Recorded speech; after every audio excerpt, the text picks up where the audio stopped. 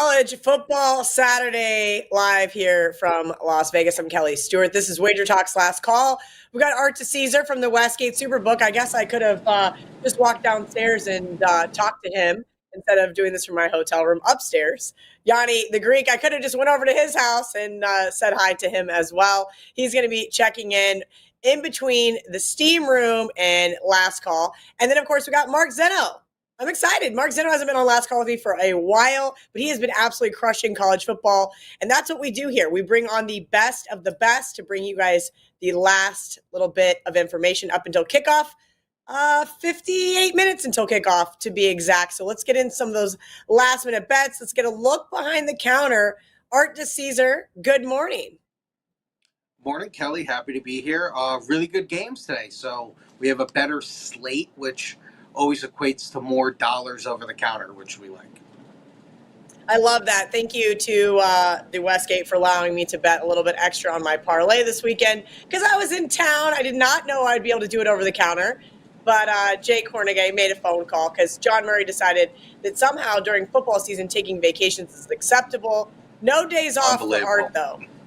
He hangs out with us on WagerTalk. Even on his days off, he hangs out with Teddy and the Prez on WagerTalk today, and he joins us every single Saturday. So give him a like, give him a thumbs up, tell Art in the comment section how much we love him for bringing us this pivotal information on Saturday mornings. Yeah, I mean, a lot going on. Let's start with the early stuff, right? Florida money, a lot of Florida money. And it's funny, we had a sharp guy lay Texas 21.5, but we can't overcome all the Florida money, so we'll still need Texas. We took sharp Cincinnati money laying 4.5. We'll need West Virginia in the game. I know a game that you're interested in. A lot of Georgia Tech money at plus 11, plus 10.5, even plus 10. We're now all the way to 9. We'll actually need Miami on the game.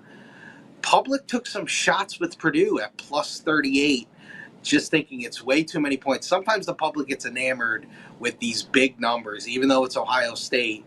So we can't write a bet on Ohio State because no one wants to lay the big number, but people want to take the big number, so we'll need Ohio State to win by margin. Sharp money on Texas State, -8, -8.5, up to 9.5. We'll need UL Monroe in that game. And then the Navy-South Florida game, really interesting. Obviously, the South Florida quarterback, there was a lot of speculation about his injury. Looks like he's doubtful, so he probably won't play. So a lot of early money came in on Navy at -3. We're all the way to 4.5 on that game. We will need South Florida. Yeah, I too need South Florida. There's been a lot of quarterback controversy this week, and it's been kind of tough. So it's kind of where you got to decide. You're going to bet it early. You're going to wait to get the best of the information. A couple of things went my way, namely South Carolina, and a couple of things didn't go my way, namely the Army quarterback Daly will be in. Richard Lockhart, good morning, Kelly. What dog does Vegas need today? All right, Art, what is the biggest dog that you think you guys are going to need to win outright? Like, who is putting X favorite in every single money line parlay, walking up to the window, betting the money line straight? That's a good question. I mean, obviously, I mentioned Navy. They're a big favorite. It feels like Colorado's in a lot of parlays, and UConn is also in a lot of parlays. UConn was -7. They're now 8.5 against UAB. So you've seen some good money on those type of favorites.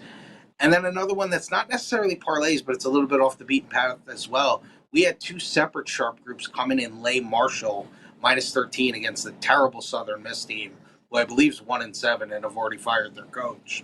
So Marshall's a big favorite too that kind of keep your eye on. The game didn't move crazy. It was 12.5, 13, now 13.5. It's not like it moved 2 or 3 points, but Marshall has been very popular with the sharp players.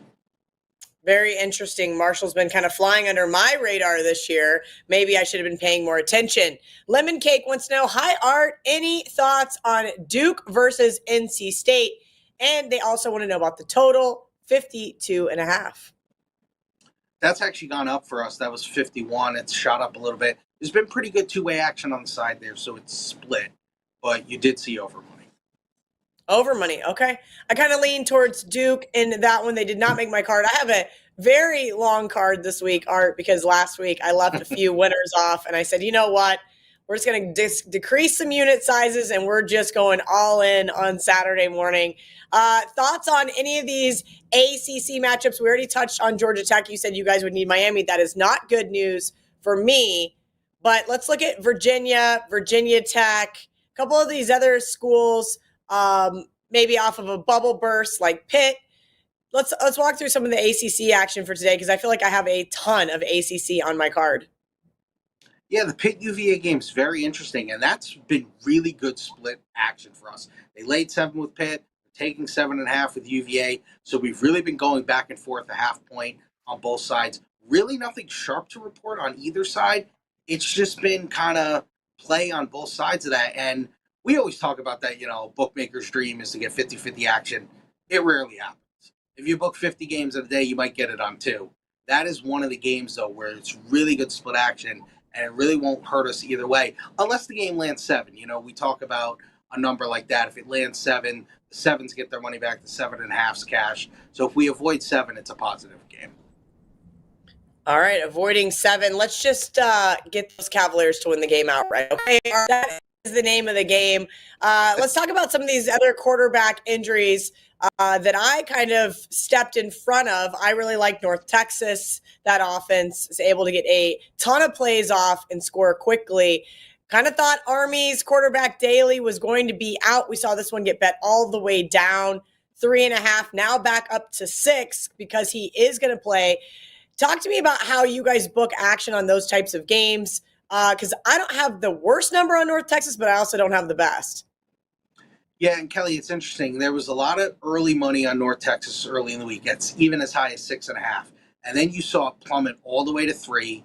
You saw a total go from like 65, 64.5 to 62. And you're right, North Texas's offense is incredible to go up and down the field. And then basically this morning or late last night, whatever it is, the Army quarterback looks like he's going to play. And then the number basically gets back to where it was. It gets back to 6. The total shoots back up to 65. So, and what you notice too is there are some people, some of our sharp players who obviously we respect, who took 6.5 early in the week and then laid 3. Not that it's a crazy middle, but maybe looking for a middle or maybe looking to get off that North Texas bet because the Army quarterback is in play now. All right, let's move over to the Big 12. Quite a few games on my slate today. You kind of touched on the fact that you think you guys might need Texas Tech. Colorado's in a lot of money line parlays. But the Holy War really intrigues me here. BYU laying probably, 3 when it opened? I didn't check the odds screen. I apologize. 3.5. Utah hits 4 and gets some money. And I kind of am on board with that. I like it enough to tail my buddy Chris, who gave it to me. I said, all right, fine, I'll jump on board here. But since Utah has kind of had that really, we'll call it lackluster, with, Cam Rising being hurt most of the year, they thought they were going to come into the Big 12 and just dominate. There's like a concern me backing them, but man, have I wanted BYU to lose for weeks now. I think they're so fraudulent, yet they just keep winning games. And this feels like the best spot, going on the road. And you're right about that Utah team. Obviously, the quarterback hasn't played, but they were the favorites to win that conference. I mean, basically everyone was putting them in the playoff, betting them to win the playoff. Rising was a dark horse to win the Heisman. So obviously it hasn't gone well for Utah, but BYU sitting there, now having to go on the road, where obviously they're very dominant at home. But you did see the Utah money come in at 4 and 3.5. And obviously when we got to BYU 3, there was some money there. So this has been pretty good split action as well. But because of all the early Utah money, we'll probably need BYU in the game. Interesting. Okay. That was a surprise of the morning. Patrick Keelty. Okay, I'm going to screw that up, guys. I'm really great at butchering names. Good morning, Art and Kelly. Thank you for your efforts. Does Indiana keep printing money today? My God. I just said I had enough, Art. I said I had enough. I took Washington. I took Michigan today. I have had enough. What are you guys doing, Kelly, with this Indiana team? I missed the boat on that one. Indiana is in every money line parlay. That's a favorite that every week they bet. It feels like Indiana covers every week. They win every week. They do their thing every week. And obviously Michigan's way down. Now, there are some people who are going to come in and take Michigan plus 2 touchdowns and just feel, wait.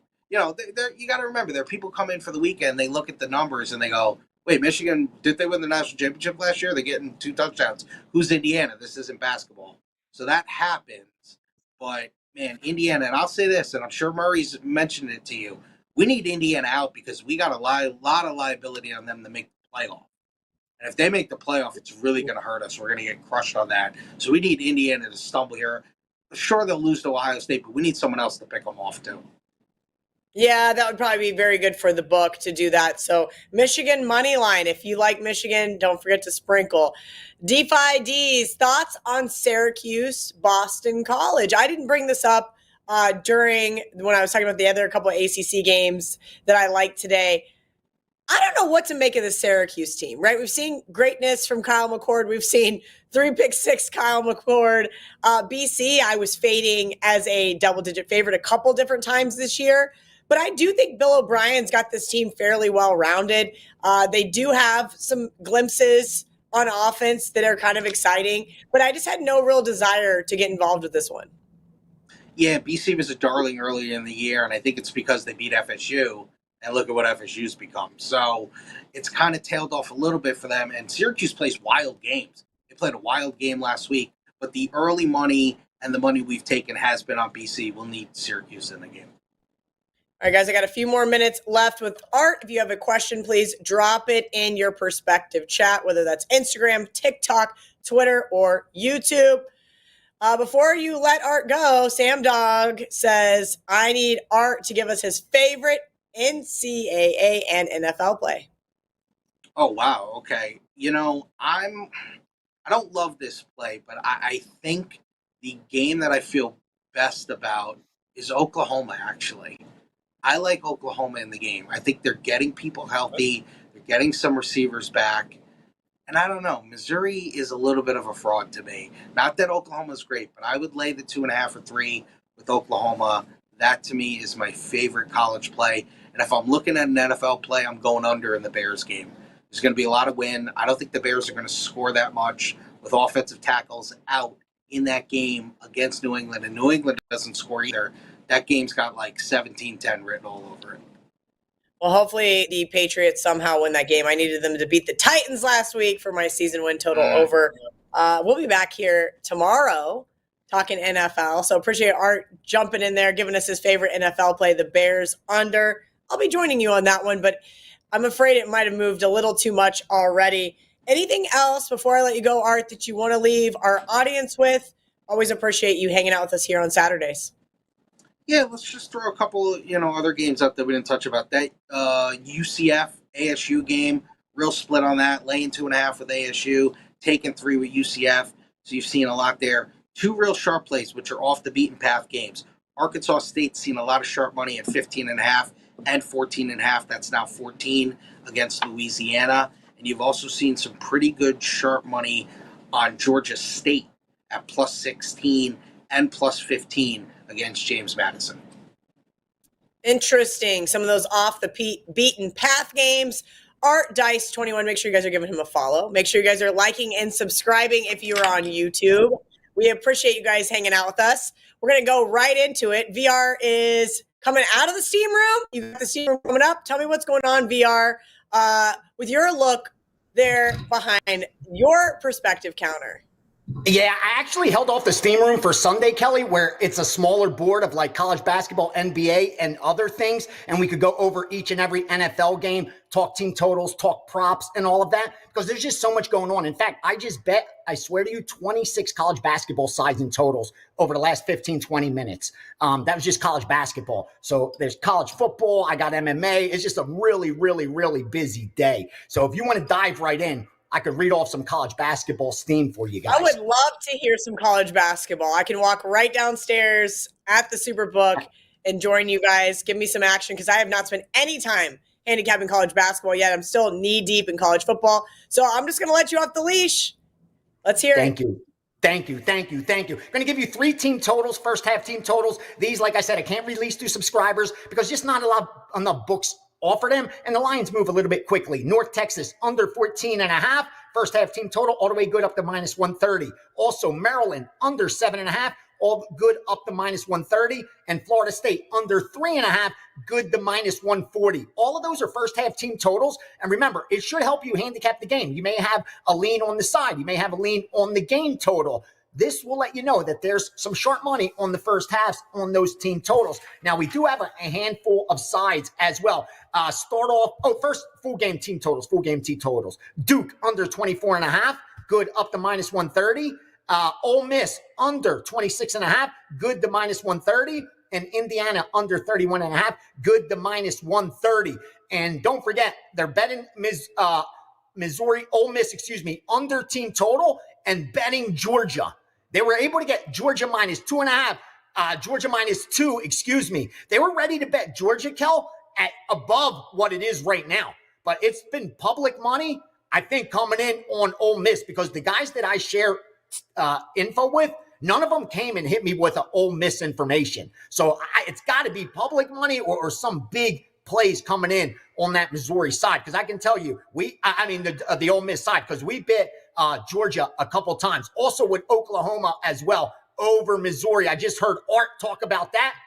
It sets up perfectly, meaning the books will probably need that side. Looking in the back end, it's one-sided on Missouri. Missouri's being teased. I don't know why anyone would ever tease college football to begin with. And then they're teasing this Missouri team up. Again, not a good number to tease regardless, even if it was NFL. But that's what they're doing.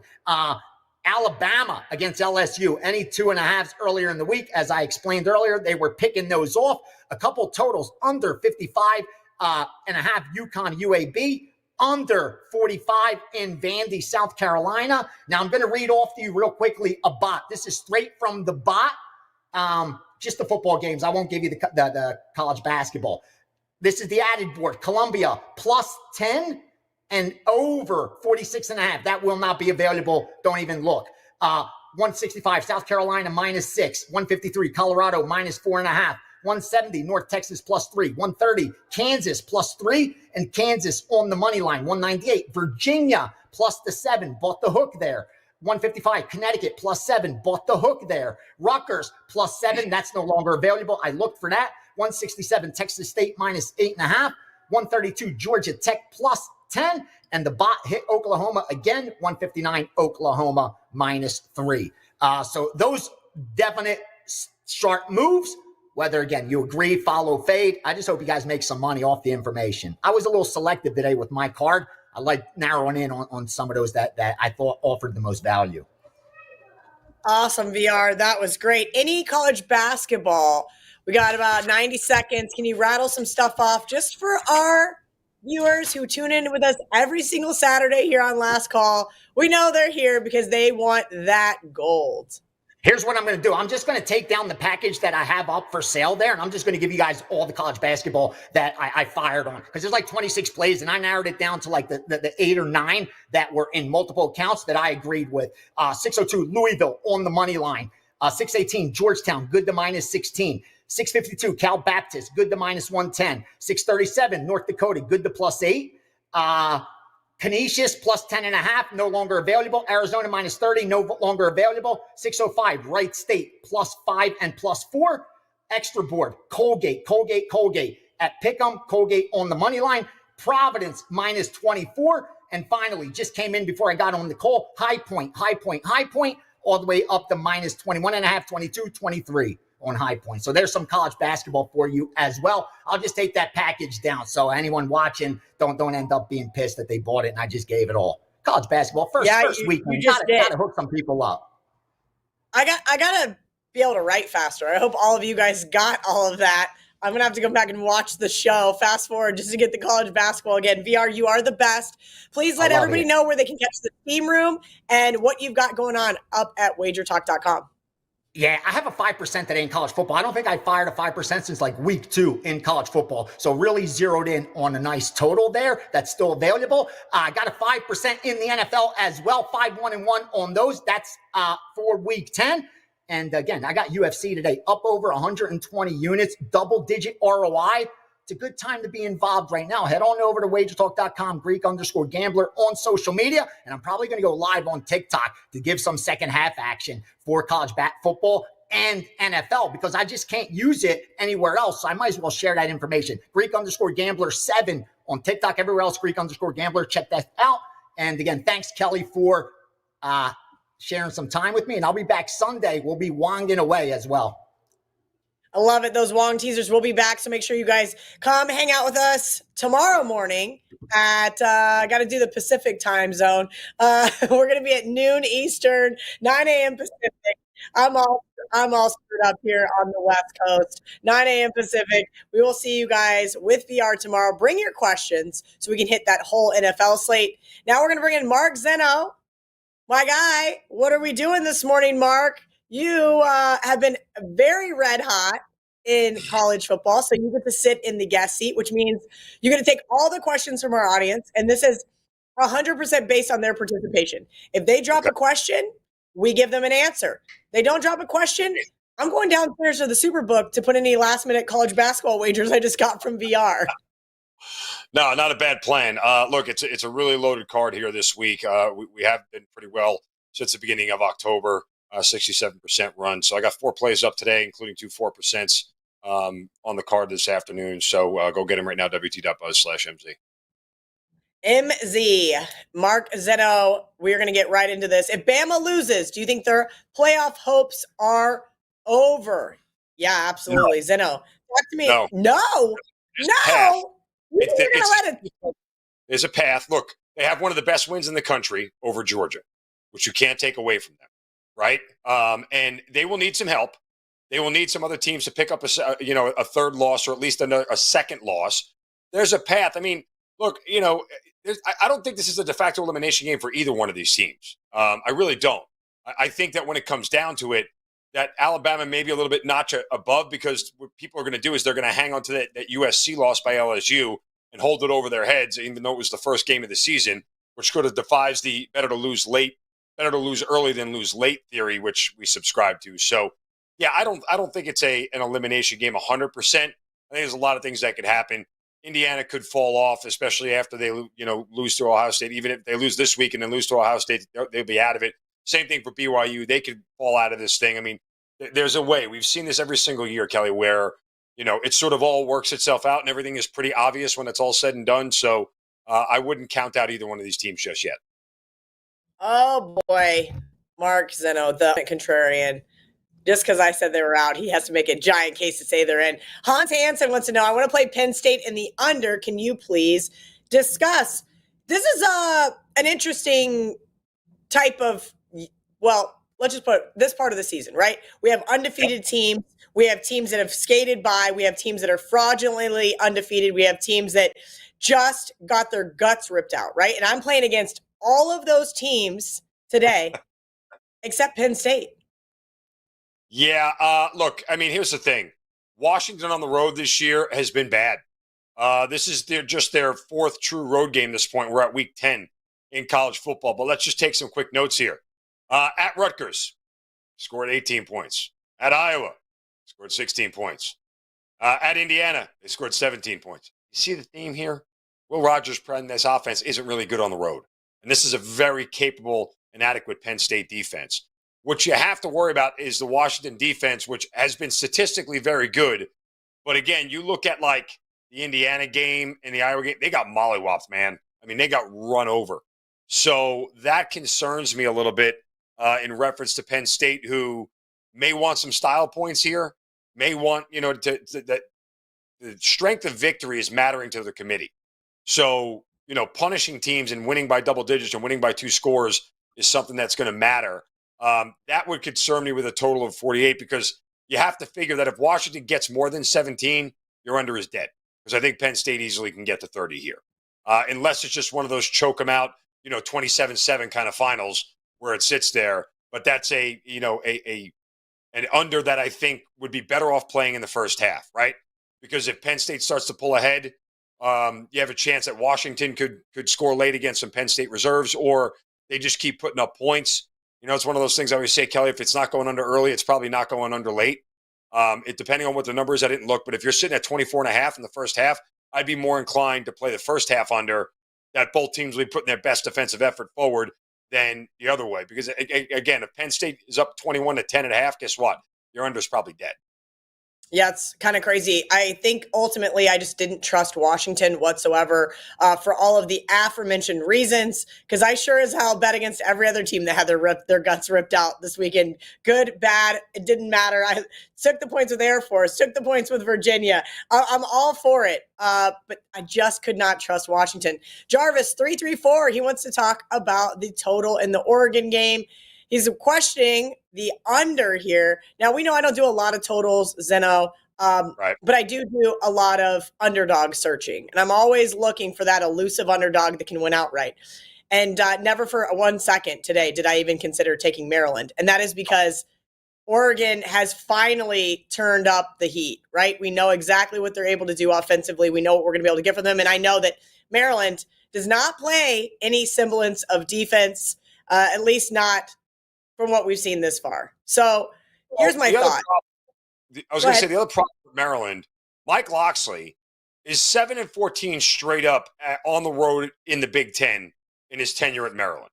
And 3 of those wins came against Rutgers. So this is the only way to beat Oregon is to outscore them. I know that's academic to say, but you're asking to do that against a top 11 defense in the country and an offense that can score more than everybody else. So it's not a formula that bodes well for Maryland. I mean, again, if you want this thing to stay under, Maryland can't get to 17. I think like 14, 16 is their cap by the numbers that I put together, because this Maryland defense should not stop Oregon from scoring 40 unless Oregon just calls the dogs off in the beginning of the fourth quarter and says, hey, we're up 37-7. We're not going to bother doing this anymore. So that's the way I think it goes as far as my numbers are concerned. But, Maryland on the road. And again, this is the first ever meeting between these two teams. Maryland's never flown to Oregon before, ever. So the first ever meeting between these two teams in Autzen Stadium is probably not the environment where Maryland's going to thrive. I would have to agree with you there. What about Vanderbilt in South Carolina game? Richard Lockhart wants to know. So here's the thing. I laid it. Zinno and I were talking earlier in the week. I said, I'm going to lay 3.5 with South Carolina because that's what contrarians do. You take the ranked team catching points and you fade them. And it worked out well for me last week. And it was hopefully going to work out well for me this week. But here's the issue. Now it looks like Diego Pavia, however you say it. Pavia. I'm really bad at pronouncing names. I think I pronounced your name wrong at least 100 times during our friendship. But all jokes aside, I don't think you can now recommend giving out South Carolina. But can you recommend giving out Vanderbilt? I don't think so. I mean, for those who don't know, Diego Pavia is suing the NCAA because he wants to be the Van Wilder of college football and stay there for the next 9 years and beat everybody in college when he's not going to get to the NFL. That said, look, this number is clearly moved, right? It was 3.5 at the beginning of the week. My biggest thing is it's the ultimate letdown spot for South Carolina. I mean, I always have a problem. I don't have a problem with people rushing the field. I have a problem with people rushing the field when it's not required. You beat the number 10 team in the nation. It's not even a rival. Texas A&M, it's not. You ran on the field like it was, winning the SEC, and now you're going onto the road to a team that is hung with everybody and has been upstart the entire year.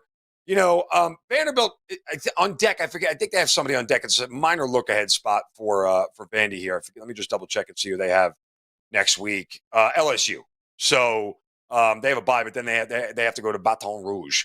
So, I just don't like the spot for South Carolina at all. I really don't. Vanderbilt has been too good.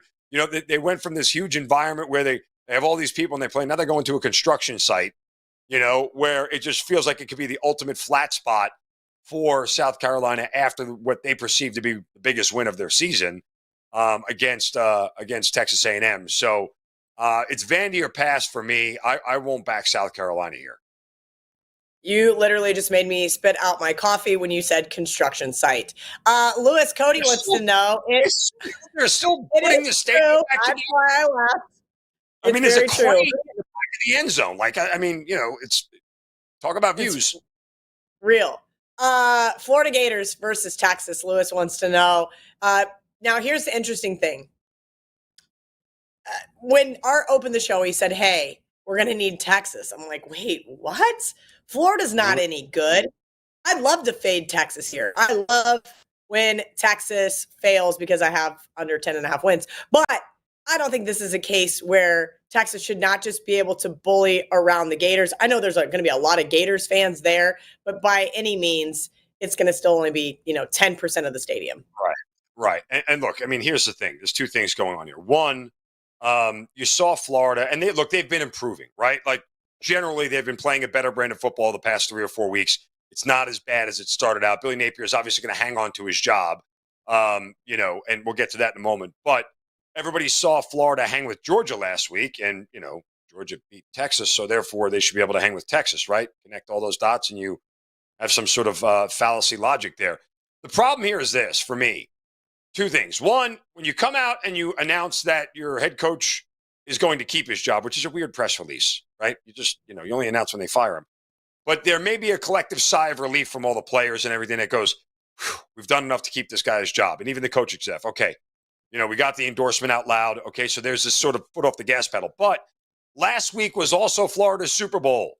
For those who don't know the SEC that well and don't cover the SEC like I do, this is the Super Bowl every year for Florida and Georgia. The cocktail party is the game they cannot lose.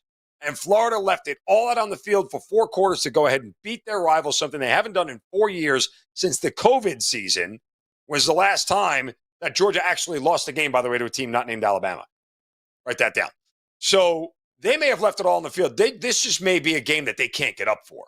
And going into Austin and Texas, kind of feeling like maybe it's a pound of flesh game for the Longhorns here, Kelly, where they just take out all their frustrations from everything that's gone on and take it out on Florida.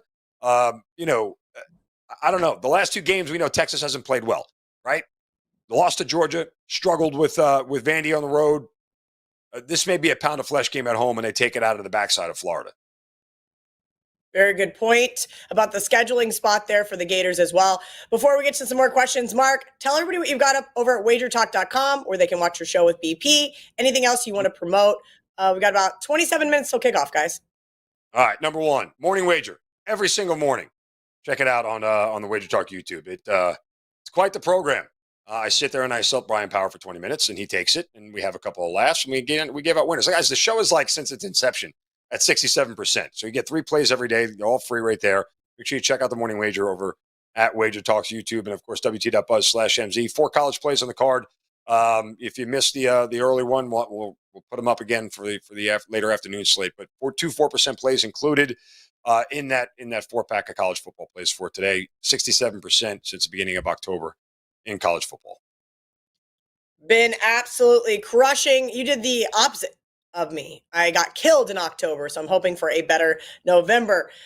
Sammy Holt, Mr. Zinno, what is the inflatable Grinch play of the day? What the hell is an inflatable Grinch? Okay. So if you were listening, I was doing ESPN earlier. I'm putting up Christmas lights today, which some people look as a faux pas, but it's a free weekend. It's 70 degrees outside. It's not going to be cold.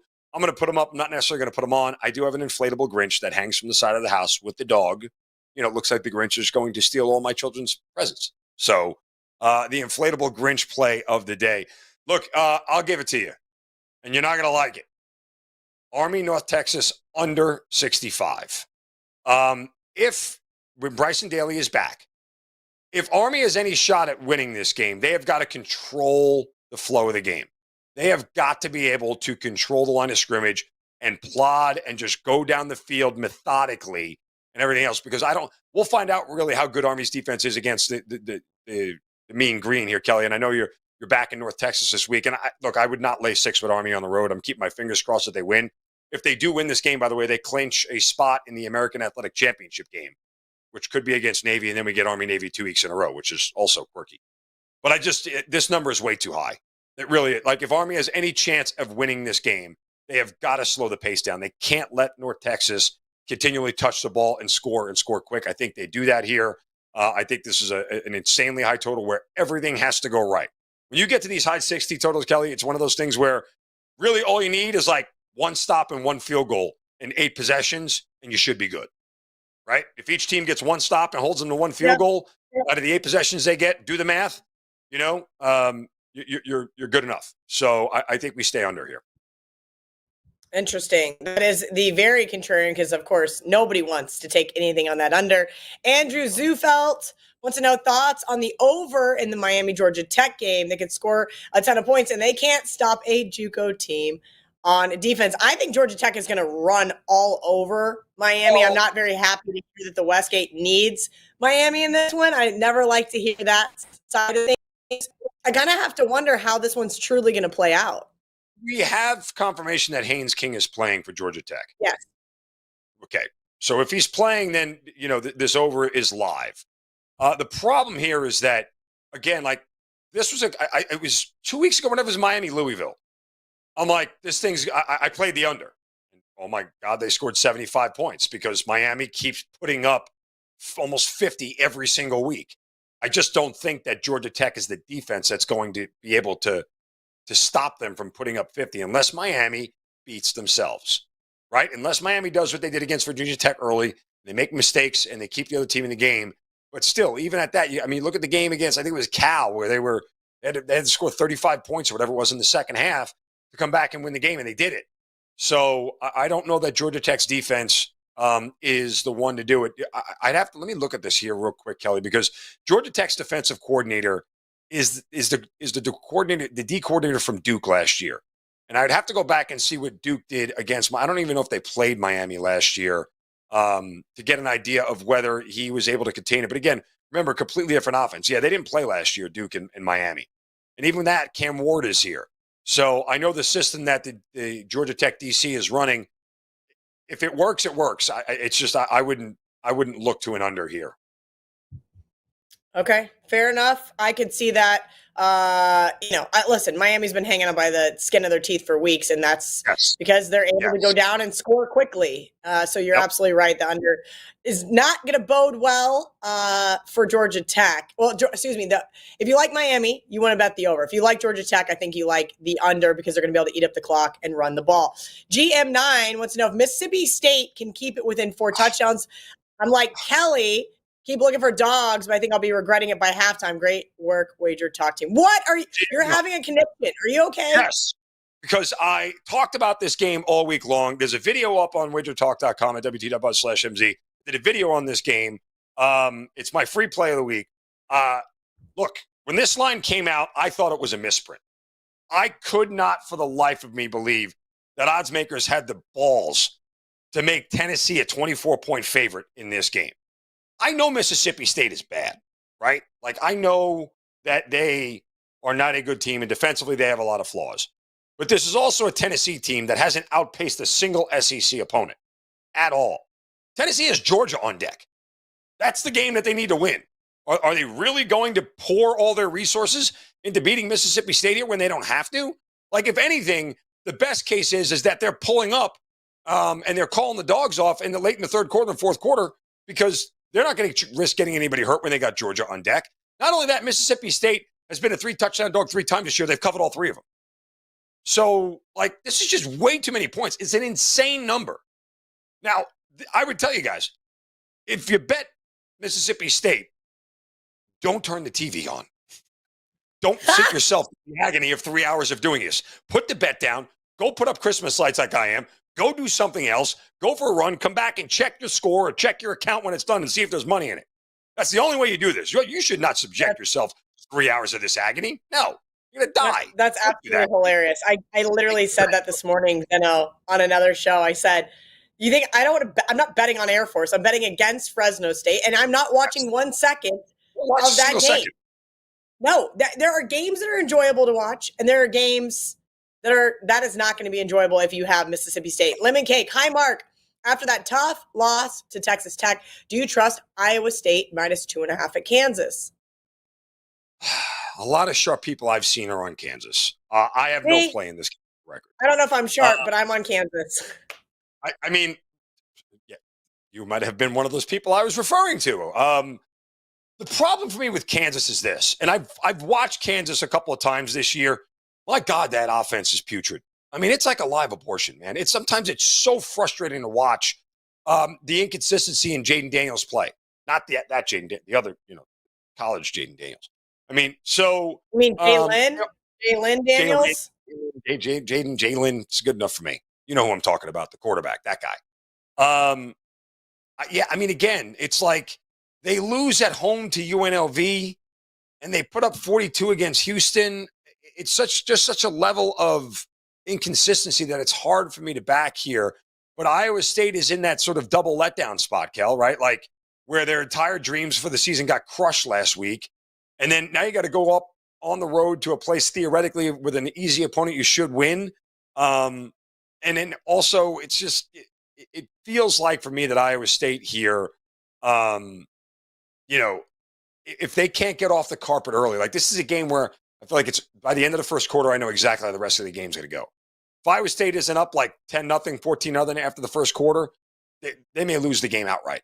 And that's really what it boils down to here. So no play for me in this game. Here's the reality. I think if you like Iowa State, you wait until late in the game because that's what KU does. They lose one-score games. I actually am going to go right after this, before the game starts. I'm going to bet Kansas first half. I'm going to bet more on Kansas first half than I am on the entire game because that is the reason why this team has 2 wins on the season is because they cannot close out a football game to save their lives. The statistical anomalies that are the University of Kansas football have been off the charts all season long. It doesn't matter if it was against K-State. It doesn't matter if it was against Illinois. This team does not win football games. Now, maybe they kind of crossed a threshold where they're going to start putting together some sequential wins for a moral victory. But I think the reality is this is a play against Iowa State, not necessarily a play on Kansas. I'm betting against all the teams that had their guts ripped out last weekend, whether it was Fresno State at Hawaii, whether it was Pitt at SMU, whether it was Iowa State, Texas Tech. That's what I'm betting on. I'm betting on absolute and utter heartbreak and carnage. Here's the other thing about Kansas. Like, after Iowa State, it's BYU and Colorado. Like, they'd have to run the table to just make a bowl, so it's not happening. They're not going to make a bowl. Right. They're not going to make a bowl. They could give themselves a small glimmer of hope here by winning this game, but then they got to go to Provo for a night game, and BYU never loses night games at home in Provo, Utah. So, yeah, it's a bad spot for Kansas. I would agree. All right, guys, we got about 17 minutes until kickoff. I'm going to take a couple more questions before we let you guys go. But first, I need you guys to do me a favor. Press the like button. Give us a thumbs up, whatever you got to do. We're here for you, answering all of your questions, taking you all the way up to kickoff every single Saturday. I'm bringing in the hottest handicappers each week, not the same old guys, the guys who are winning and proving that they deserve a spot on this show. We got VR from the look behind the computer screen. We've got Art DiCesare from the Westgate. So all of these guys deserve some love for sharing those, last minute details with all of you. Mark Zinno, I do not see any more questions. I'll give it probably another 90 seconds. Tell me what you got up over on WagerTalk and give me a play for today that almost made your card, but narrowly missed. So I have 4 plays up the site, 2 4% best bets as well, included over at wt.buzz/MZ. Again, 67% since the beginning of October in college football. So we've been running pretty good over the course of the past month plus. So we hope to keep it going. But again, 4 plays over at wt.buzz/MZ. Yeah. So, when I wrote down my list this week, I had a variety of different things on there. The first game that jumped off the board to me more than anything, and I walked away from it, but was Arizona State at home minus, it was about 3. I think it was 3.5 earlier. It's actually come down a little bit here, which was sort of part of the reason why I'm glad I stayed off of it. But UCF here, they just snapped a 5-game losing streak in the middle of their season, beating up on Arizona last week. And they won 56-12. And I'm sitting here going, UCF going out on the road. They've played a bunch of close road games, but they've lost them all. With the exception of the game at TCU, where it was a last-second field goal missed by TCU that allowed Central Florida the win. So now that you're under a field goal, it may be a little bit more appetizing with Arizona State, despite the money coming in on UCF to bring this number down. But there's a lot of people who look at Arizona State and go, well, they're not real. That's not a real, that 6-2 that they are is not real. And also the fact that they just got a bowl eligible last week rather, maybe in a little bit of a letdown spot. I don't know. the way I look at it, Scatabo is a dynamic back. They finally got some consistency at quarterback for Arizona State. They're playing a much better, more consistent brand of football here in their home, where they haven't lost a game all year long, and they've scored at least 27 in every single home game. Do I think UCF can get to 27 or 30 here? I don't. In fact, I would tell you that Arizona State probably gets in the mid-30s here in this game and should be able to control it. So take a look at Arizona State less than a field goal. I think you can play it now. All right, Arizona State less than a field goal. Any other questions before I call it? One more. Thoughts on the Holy War? Rick White wants to know. BYU, Utah. I'm on the Utes. CT Bats texted me early in the week and goes, love the Utes. I'm like, you know what? I am with you. Even though BYU is unscathed, they will not be going into Saturday night. Look, you mentioned this BYU team and how much of an advantage they have in Provo. This Utes team just, besides the Cam Rising stuff, because we know that was an intricate part of, a big part of why they're where they are, but even more so, this team was projected to win the Big 12. Utes Twitter was losing their ever-living minds on people like me telling us that, there was like some Pac-12 hierarchy that we were going to somehow find out. I feel like it's like almost like they had bad karma coming into the Big 12. But this is a winnable game for them at home. We've seen it 3, 3.5, 4. I got 4 earlier. Now it's back down to 3. Zinno, tell me what you think, because I am starting to love the Utes. Yeah, look, I mean, Utah, just because of the quarterback mess this year, has been a flat-out stay away. Like, I looked at the game and I did the same thing. I would take Utah at home with the points.